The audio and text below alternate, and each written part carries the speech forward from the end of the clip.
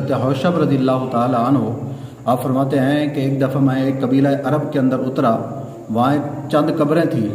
میں عصر کے وقت وہاں کیا دیکھتا ہوں کہ ایک قبر پھٹتی ہے اور اس سے ایک مردہ نکلتا ہے جس کا سر گدھے کی طرح ہے اور باقی دھاڑ انسان والا ہے، اور وہ گدھے کی طرح 3 دفعہ آوازیں نکالتا ہے، پھر قبر کے اندر چلا جاتا ہے اور اس کی قبر بند ہو جاتی ہے۔ تو آگے جا کر دیکھتا ہوں کہ ایک عورت سوت کاٹ رہی ہے۔ اس عورت نے مجھے کہا کہ وہ سامنے دیکھو بڑھیا بیٹھی ہے، دیکھ رہے ہو؟ میں نے کہا ہاں دیکھتا ہوں۔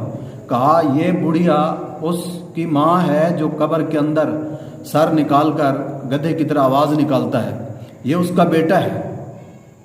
دنیا کے اوپر جب یہ زندہ تھا یہ شراب پینے والا تھا، ماں نے اس کو روکا، حتیٰ کہ جب وہ شراب پینے لگتا ماں اس کو روکتی کہ بیٹا ان کاموں سے باز آ جا، تجھے مرنا نہیں ہے، خوف خدا